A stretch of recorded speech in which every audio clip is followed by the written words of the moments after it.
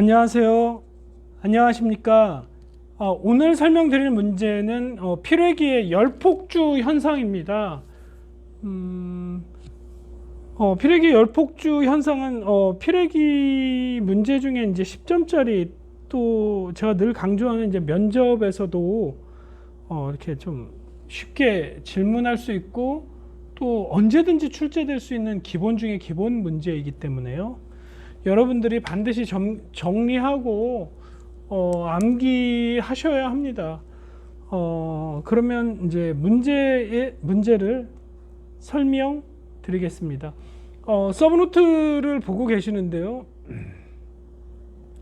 피뢰기의 열폭주 현상, 정확히 말하면 ZNO 소자, 산화아연 피뢰기가 열폭주 현상이 발생합니다. 그러니까 그게 왜 발생하냐, 이제 그에 대한 대책은 어떻게 되냐, 이제 거기까지 설명을 해야 이 문제가 완성이 되는 겁니다. 그리고 이제 면접에서도 쉽게 물어볼 수가 있죠. 그 산화아연 피뢰기가 열폭주 현상이 발생하는데 그게 왜 발생하며 그 대책은 어떻게 되시는지 이제 뭐 간단하게 얘기해 보세요라고 충분히 물어볼 수 있는 문제 중에 하나입니다. 그래서 문제를 읽고 설명드리겠습니다.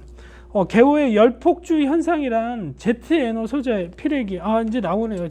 정확히 표현하면 ZNO 소자, 그 산화아연 소자의 절연체가 국부적으로 파괴돼요.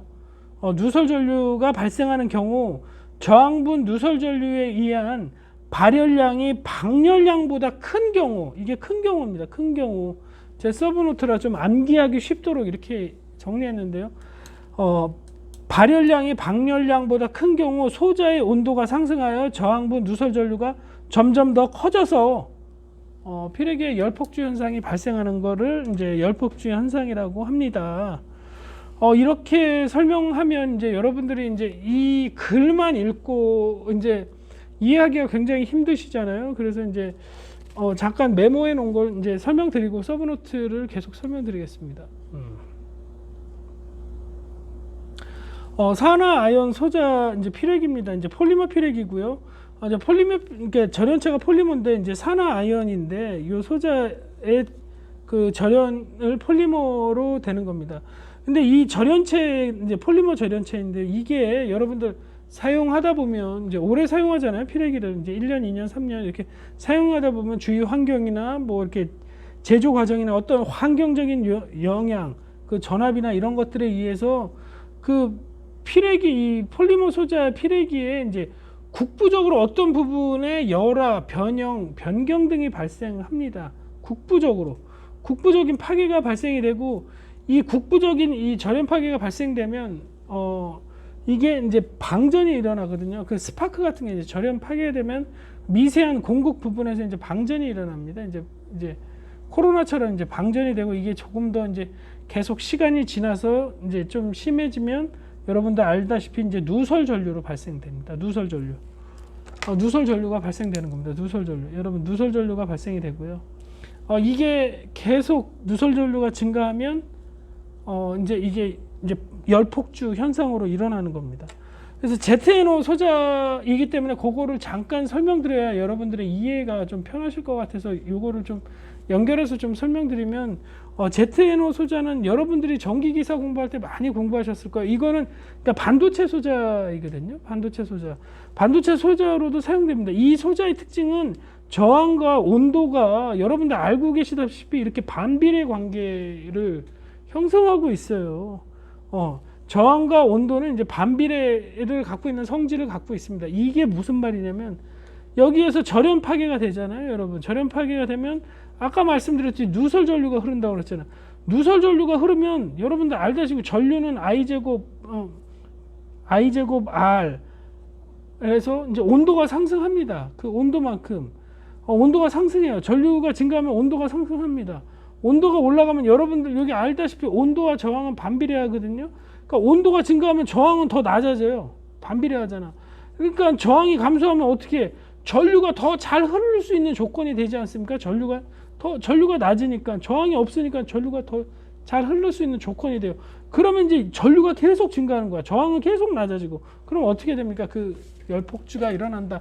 거기에 대한 간략한 내용을 이렇게 메모해 놓은 거를 설명을 드렸고, 요 내용을 기억하시고 이제 서브노트를 보시면 금방 이해되실 겁니다.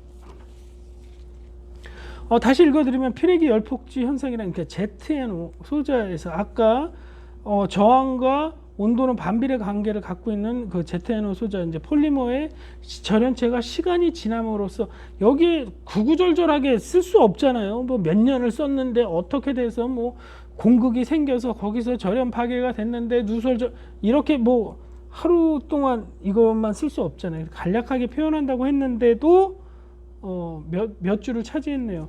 그러니까 절연체가 시간이 경과되고 오래 쓰고, 그러니까 열화 받고 뭐 변형되고 어떤 환경적인 요인, 뭐 제조 과정 그런 데서 국부적으로 어떤 공극이 생기면 거기에서 스파크, 절연 파괴, 코로나 뭐 다 같은 말입니다. 거기서 이제 파괴되면 그렇게 증가되면 그런 것과 동시에 여러분 누설 전류가 발생합니다. 그래서 누설 전류가 계속 흐르게 되고, 아까 저항분 누설 전류에 의해 아까 그 저항과 그 반도체 소자는 온도는 반비례 관계 아닙니까? 저항이 낮아지니까 전류가 더 흐를 수 있는 조건이 좋아지기 때문에 발열량이 방열량보다 커지는 경우 소자의 온도가 상승하여 저항분 누설 전류가 점점 더 온도가 낮아져서 저항분 누설 전류가 점점 증가하여 이제 전류가 더 증가하여 누설 전류가 더 증가하여 이제 피레기 열폭주가 발생하는 현상이다. 이렇게 이해하시면 될 겁니다. 그러니까 어떤 절연체가 국부적으로 파괴돼서 거기서 아크나 그러니까 코로나 방전이 일어나는데 그게 이제 심해지면 거기서 누설 전류가 발생되고, 그 반도체 소자는 저항과 온도가 반비례 관계이기 때문에 이제 뭐라 그럴까요? 전류가 증가하면 온도가 올라가고, 온도가 증가하면 저항이 반비례 관계이기 때문에 낮아지기 때문에 아까 그 메모에서 설명드렸듯이 전류가 더 흐를 수 있는 조건이 좋아지고, 그렇게 전류가 많이 흐르다 보면 발열량이 방열량보다 큰 경우 이제 절연 파괴가 돼서 열폭주가 일어난다. 그게 열폭주의 정의고 개념적 설명입니다. 그래서 이번에 열폭주 곡선인데요. 열폭주 곡선은 열량과 온도로 표현할 수 있습니다, 여러분. 여기 보면 이렇게 직선으로 된 것을 발열량이라고 하고요. 이렇게 곡선으로 된 거를 발열량이라고 하고, 이 직선으로 된 거를 방열량이라고 합니다. 그래서 방열량 Q가 P보다 발열량보다 큰 경우 방열량, 이렇게 보호할 수 있는 방열량이 발열량보다 큰 경우는 여러분 이렇게 파란색 빗금친 부분 있죠. 이 부분에 있는 경우는 이제 피레기가 안정적으로 운전되는 상태고요. 만약에 이게 발열량이 방열량보다 큰 경우, 이렇게 벗어난 부분이 있지 않습니까? 제가 이렇게 빗금친 부분 이렇게 벗어나게 되면 이게 누설 전류가 증가돼서 이제 절연이 파괴돼서 열폭주가 일어난다. 그거에 대한 계략적인 열폭주를 표현하는 그 곡선도입니다. 그래서 저는 이렇게 간단하게 표현했고, 이렇게 간단하게 답안지에 써주셔도 여러분들 충분히 점수 많이 받습니다. 이거는 뭐 어떤 시퀀스처럼 뭐 어떻게 돼서 뭐가 파괴돼서 가로를 열고 막 이렇게 뭐 어떤 해설지 이런 거 있는데요. 뭐 꼭 그렇게 안 쓰셔도 점수 잘 나옵니다. 그래서 발열량 Q가 방열량 Q보다 P가 방열량 Q보다 큰 경우 열폭주가 발생한다는 것을 알 수가 있고요. 또 P, Q 방열량이 발열량보다 큰 경우 이쪽 파란색 빗금친 부분에 있는 경우 이제 안정 상태이다. 이렇게 이해하셨으면 이 열폭주 곡선에 대해서 이해하신 겁니다. 답안지에 표현했네요. 그래서 이제 왜 이런 게 일어나냐, 이래서 ZNO 소자가 이런 반도체 소자의 특성을 갖고 있다. 제가 아까 메모해 놓은 거에서도 간단하게 설명드렸는데요. 그쵸? 요 R과 T가 있는데 이제 반비례 관계고, 절연이 파괴됐어요, 여러분. 절연이 파괴되니까 누설 전류가 증가하고, 누설 전류가 증가하면 온도가 증가합니다. H는 0.24 I제곱 RT, H는 0.24 I제곱 RT인가요? 아무튼 요거는 제가 좀 보충 블로그에 좀 적겠는데요. 이렇게 전류가 이제 흐려서 증가하면 이제 온도가 상승하는 그게 있습니다. 그래서 온도가 상승하면 아까 반도체 소재의 특성, 온도가 증가하면 어떻게 해요? 저항이 감소하죠. 저항이 없다면 여러분 전류가 더 흐를 수 있는 조건이 좋아지는 거 아닙니까? 여러분들 전기기사 다 공부하셨기 때문에 나를 방해하는 성질이 없다면 이제 전류가 더 자를 수 있는 조건이 형성되고, 그렇게 되면 어떻게 될까요? 누설 전류가 더욱 증가하겠죠. 이렇게 증가하면 발열량이 방열량보다 크게 돼서 이렇게 오버점으로 넘어가서 이 빨간색 비금진 부분으로 가면 이제 방열량을 넘어가는 순간 이제 열폭주 현상이 발생한다. 그것을 이제 개략적으로 설명드린 겁니다. 왜 발생하면 이런 반도체 소자 저항과 온도가 반비례되는 관계를 갖고 있기 때문이다라는 것도 제가 답안지에 이렇게 보여드린 내용입니다. 그래서 이제 대책은 여러분들 알다시피 3년마다 정기검사를 시행하셔야 되고요. 그렇죠? 3년마다 정기검사를 시행하셔야 되고, 이때 제 말의 의미는 뭐냐면 3년마다 정기검사를 시행하니까 전기안전공사 전기안전관리자로 근무하시는 분들 계시잖아요. 그러니까 3년에 한 번씩 이런 검사를 받으시니까요, 여러분. 3년에 한 번씩 받으시잖아요. 그러니까 그때 이제 좀 오래된 피레기들은 그때 유지보수, 예지보전, 뭐 사고 나기 전에 미리 좀 어떻게 MTBF, MTTR 뭐 그런 개념도 다 적용되는 건데, 미리 어떤 고장 주기를 분석해서 미리 교체하는 것도 좀 좋다. 그래서 3년마다 정기검사 시행, 제가 이렇게 서브노트에 이렇게 간단히 적어 놓은 거는 이제 시험장에서 여러분 다시 보여드릴게요. 이렇게 3년마다 정기검사 시행은 이제 전기안전공사 검사 받는다는 얘기입니다. 그래서 요럴 때는 여러분 뭐 어떻게 하겠다? 미리 좀 교체하겠다. 그때 검사 받을 때 여러분들 전기안전관리자로 근무하시는 분들이 꼭 이 동영상 보시면 아실 거예요. 3년마다 한 번씩 전기 내리셔야 되잖아요. 그래서 이제 그때 교체하겠다입니다. 그리고 이제 디스커넥터 부착형을 사용하겠다. 이거는 여러분들 공부하실 때 많이 봤을 겁니다. 그래서 산화 아연 피레기에 이제 누설 전류나 이제 국부적인 파괴가 되면 이 디스커넥터가 개방이 펑 하고 됩니다. 그래서 이제 전기안전관리자, 이게 자꾸 이번에는 유지보수 쪽에 좀 가깝네요. 그런 분들이 이제 자기 수전 설비에 검사를 하러 갔을 때에 그 디스커넥터가 개방이 되어 있으면 어떤 누설 전류나 어떤 외부적인 환경에 의해서 저 피레기가 개방됐구나. 그러면 어떻게 피레기를 교체해서 사용하시면 되는 겁니다. 그래서 뭐 하루에 한 번 또는 뭐 적어도 3일에 한 번 정도는 여러분들이 관리하는 수용가의 전기실에 가서 이 피레기나 이런 것들이 정상적으로 접지와 연결되어 있는지도 유관 검사하셔야 되고요.